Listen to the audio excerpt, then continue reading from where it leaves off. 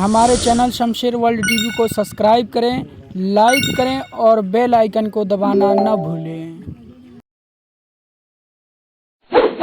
لوگ آتے ہیں ہمارے پاس وظیفے، اس کا وظیفہ، بچے پیدا نہیں ہو رہے اس کا وظیفہ چاہیے، روزی میں برکت اس کا وظیفہ چاہیے، ہاں بہت سارے ٹینشن ہیں، وسوسے آتے ہیں اس کا وظیفہ چاہیے، بیماری نہ آئے اس کا وظیفہ چاہیے۔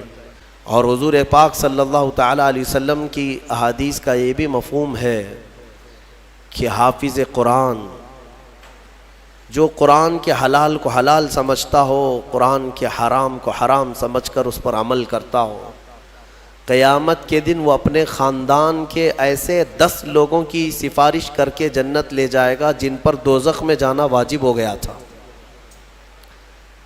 اپنے خاندان کے ایسے 10 افراد کو لے جانے کی اسے اجازت دی جائے گی۔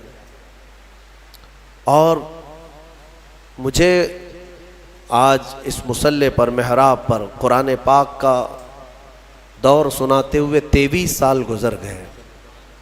الحمدللہ یہ 23واں سال ہے میرا تراویح کا قرآن پاک، اور میرے خیال سے ہاشمی مسجد میں نے 6 سال سنایا ہے، یہ 6واں سال تھا مختلف مقامات پر۔ لیکن کبھی یہ موٹے قرآن کو، اتنا ضخیم قرآن اٹھا کر کے ہم دیکھتے ہیں تو یقین نہیں ہوتا کہ یہ پورا کا پورا سینے میں آیا کیسے، یہ محفوظ کیسے ہے۔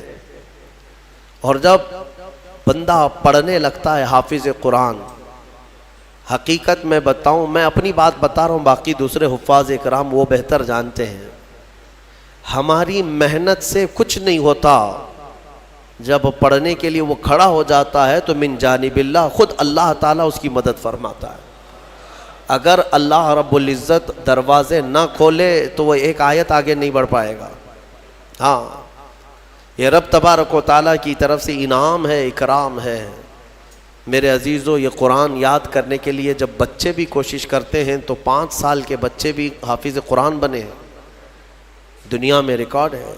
اور آپ کو پتہ ہے حضرت سیدنا مخدوم جہانگیر اشرف سمنانی رحمۃ اللہ تعالیٰ علیہ 7 سال کی عمر میں قرات سبع یعنی 7 قراتوں کے ساتھ حافظ قرآن ہو چکے تھے۔ وہ بڑے بڑے علماء بھی نہیں آج 7 قرات جانتے ہیں۔ 7 قراتیں ہیں قرآن پاک کی، سب میں الگ الگ انداز ہے پڑھنے کے، اور وہ ایک عربی لینگویج جاننے والا، نحو اور صرف اور ان تمام امور کو جاننے والا یہ قرات سبع بہتر سمجھ سکتا ہے، عام لوگوں کے سمجھ میں نہیں آئے گی یہ چیزیں۔ وہ 7 سال کی عمر میں 7 قراتوں کے ساتھ حافظ تھے۔ میرے عزیزو، یہ قرآن آج بھی معجزہ ہے، سینوں میں یوں ہی نہیں آتا، بڑا ذہین بھی ہو اور رب تبارک و تعالیٰ کی مرضی نہ ہو تو اس کے سینے میں ایک پارہ بھی نہیں آتا۔ اور کبھی ہم نے دیکھا ہے بڑا کند ذہن ہے، کچھ آتا نہیں ہے، اسکول میں 0 تھا لیکن قرآن حفظ کرنے پر لگا تو پورا حافظ قرآن بنا ہے۔ ایسے بھی میں جانتا ہوں جن کو 2+2 معلوم نہیں ہے لیکن حافظ قرآن ہو جاتے ہیں۔ یعنی اس قدر دیہات سے آئے ہوئے بچے تھے جن کو کچھ نہیں معلوم تھا لیکن قرآن پورا یاد تھا۔ یہ معجزہ ہے قرآن کا۔ اعلیٰ حضرت امام احمد رضا خان فاضل بریلوی رضی اللہ تعالیٰ عالم تھے، بڑے مفتی تھے۔ آپ اندازہ کریں 14 سال کی عمر میں وہ مفتی بن چکے تھے۔ 13 سال کچھ مہینے، جس دن وہ بالغ ہوئے اس دن پہلا فتویٰ انہوں نے لکھا ہے 14 سال کی عمر میں۔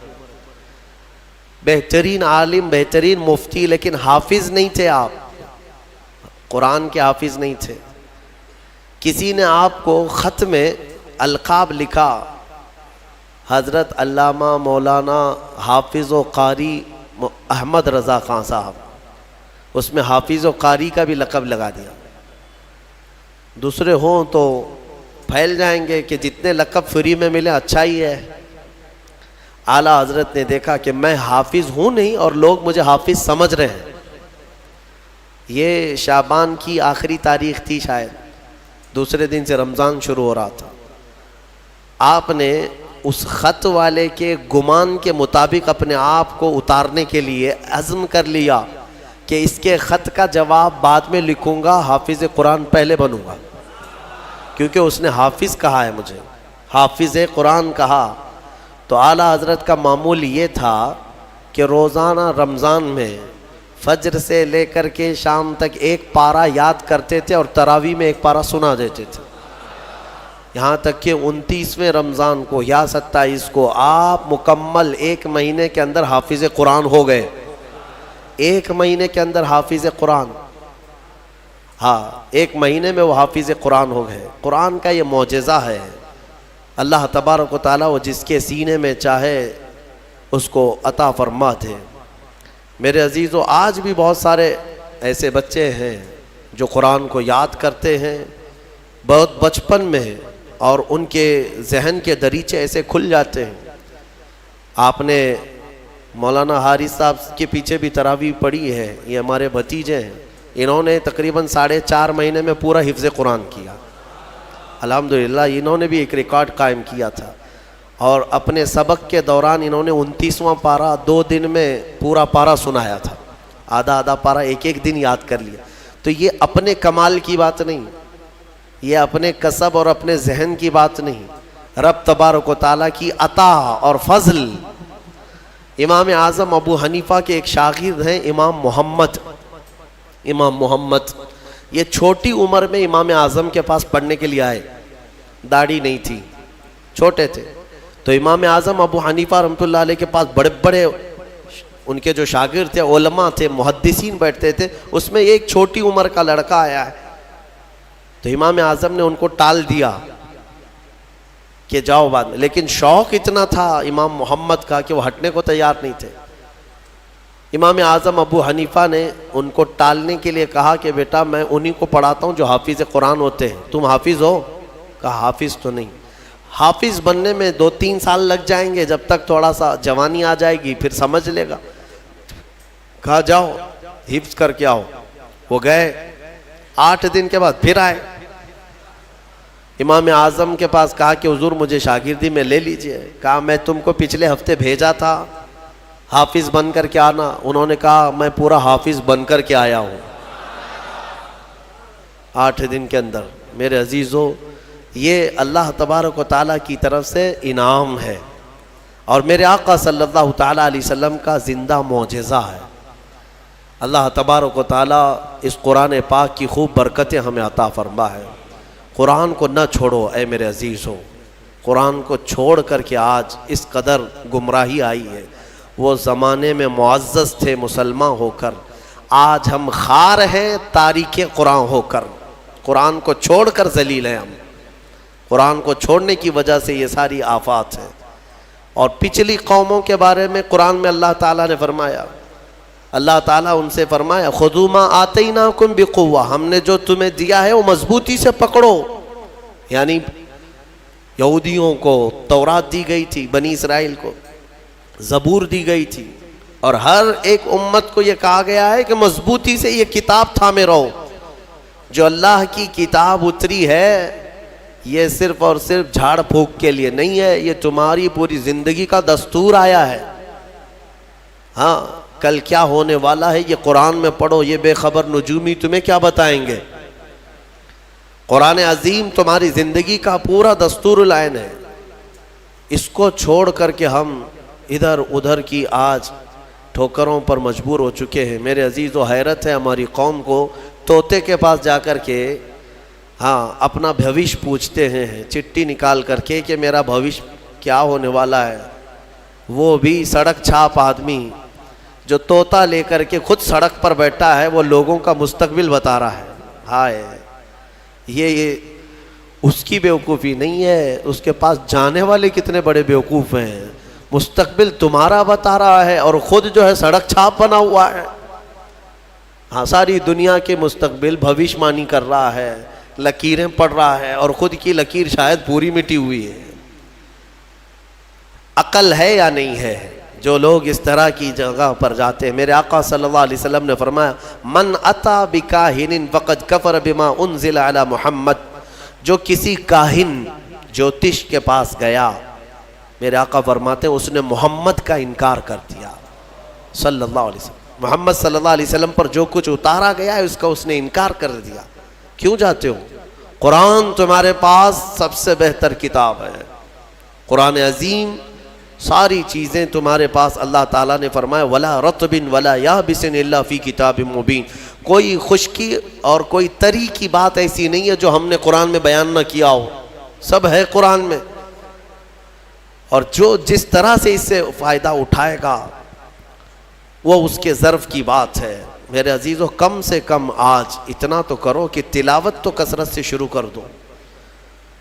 حدیث میں ملتا ہے کہ اگر لوگ آتے ہیں ہمارے پاس وظیفے، اس کا وظیفہ، بچے پیدا نہیں ہو رہے ہیں اس کا وظیفہ چاہیے، روزی میں برکت اس کا وظیفہ چاہیے، ہاں بہت سارے ٹینشن ہیں، وسوسے آتے ہیں اس کا وظیفہ چاہیے، بیماری نہ آئے اس کا وظیفہ چاہیے. وظیفے انہی سب کے چکروں میں پڑے ہوئے. حالانکہ حدیث میں ہے کہ قرآن کی تلاوت تمہیں سارے ذکر سے بے نیاز کر دے گی. اگر قرآن کی تلاوت میں کوئی بندہ مصروف ہے، اس کے بارے میں فرمایا کہ اگر اس کو دعا کرنے کا وقت نہیں ملا اور وہ قرآن کی تلاوت میں مصروف ہے تو فرمایا کہ مولا تعالیٰ اس کو سارے لوگوں کی دعا کے برابر عطا فرمائے گا. وہ بندہ رحمان کا کلام پڑھ رہا ہے، دعا کرنے کا اگر اسے وقت نہ ملا تو بھی مولا اس سے راضی ہے. میرے عزیزو، قرآن پڑھنے کے آداب میں بھی آج میں دیکھتا ہوں تو لوگوں کو کھجلی ہونے لگی، ادھر ادھر پینتیاں بدلنے لگے. قرآن پاک پڑھتے وقت تمہارے اندر رقت طاری ہو تو سمجھ لینا ایمان بھر گیا ہے. قرآن کی یہ صفت بتائی گئی وَإِذَا تُلِيَتْ عَلَيْهِمْ آيَاتُهُ زَادَتْهُمْ إِيمَانًا. یہ کون لوگ ہیں جو اللہ تبارک و تعالیٰ کے پرہیزگار بندے کون ہوتے ہیں؟ ان کے بارے میں اللہ فرما رہا ہے کہ جب ان کے پاس قرآن کی آیتیں تلاوت کی جاتی ہیں تو ان کا ایمان بڑھ جاتا ہے. وَجِلَتْ قُلُوبُهُمْ، ان کا دل ہلنے لگتا ہے شوق سے اللہ کی بارگاہ میں. حضرت امام اعظم ابو حنیفہ رحمۃ اللہ تعالیٰ علیہ مغرب کی نماز کے لیے حاضر ہوئے. صرف قاری قرآن نے اذا زلزلت الارض زلزالہا یہ سورہ پڑھی، اتنا رونے لگ گئے. اس میں قیامت کا ذکر ہے کہ یاد کرو کس چیز کو؟ جب زمین ہلا دی جائے گی، وَأَخْرَجَتِ الْأَرْضُ أَثْقَالَهَا، اور زمین کے اندر کی ساری بوجھل چیزیں نکال دی جائیں گی باہر، زمین سب اگل دے گی. اور سورہ قاریعہ میں اللہ نے فرمایا یوم یکون الناس کالفراش، لوگ اس دن پتنگوں کی طرح ہوں گے، اڑ رہے ہوں گے. وَتَكُونُ الْجِبَالُ كَالْعِهْنِ، اور پہاڑ روئی کے پھاہے ہوتے، روئی کے اس طرح پہاڑ جو ہے ہواؤں میں اڑ رہے ہوں گے. پورے بڑے بڑے پہاڑ روئی کے پھاہے کے طرح اڑ رہے ہوں گے. اللہ نے قرآن پاک میں جو قیامت کے تذکرے فرمائے، امام اعظم ابو حنیفہ صرف سورہ زلزال پڑھتے رہ گئے. عشاء کا وقت آیا، عشاء پڑھی، پھر کھڑے ہو گئے. صرف یہی اذا زلزلت الارض زلزالہا، اسی میں رہ گئے. اتنا روتے کہ ان کی داڑھی سے آنسوؤں کا پانی ٹپ ٹپ ٹپ گرنے لگا مسجد کے اندر. آپ کی عمر اس وقت قریب 70 سال کی ہے، قریب 70 سال کی. میں بتاتا ہوں جس امام اعظم نے 4000 ختم قرآن کیے ہیں، 5 لاکھ حدیثیں انہیں یاد ہیں، 1000 سے زیادہ بڑے بڑے محدث شاگرد پیدا کیے اور لاکھوں مسائل کا حل بیان کر دیا امت پر. اتنا بڑا احسان ہے. وہ امام اعظم ایک سورہ پڑھ کر کے رات کے وقت کیا کہہ رہے ہیں جانتے ہیں؟ ان کے ایک شاگرد ہیں مسعر، وہ کہتے ہیں میں رات کے وقت جا کر دیکھا میرے استاد ابھی تک کھڑے، مغرب میں جو گئے تھے ابھی تک کھڑے. آدھی رات گزر گئی تو وہ دروازہ کھول کر پیچھے کھڑے ہوئے تو امام اعظم ہاتھ پھیلا کر یوں رو رہے تھے اللہ کی بارگاہ میں کہ اے مولا، قیامت کے دن اگر ابو حنیفہ کی بخشش ہو گئی تو تعجب کی بات ہے، ورنہ مجھ جیسا آدمی بخشے جانے کے قابل نہیں. امام اعظم کہہ رہے ہیں میری بخشش ہو گئی تو تعجب کی بات ہے. جس نے 4000 ختم قرآن کیے ہوں، اور پھر یوں کہتے ہیں مولا میرے پاس بخشے جانے کے لائق کچھ ہے نہیں سوائے سفید داڑھی کے، اور تو نے فرمایا ہے کہ سفید داڑھی والے کو عذاب دینے میں مجھے حیا آتی ہے، مولا میری سفید داڑھی کو دیکھ کر مجھے معاف کر دینا۔ یہ قرآن میں محو ہونے والوں کا انداز ہے، اور ہمارے ہاں برسوں ہو جاتے ہیں ہم خوف الہی سے نہ روتے ہیں نہ ہی ہمارے جسم ہلتے ہیں۔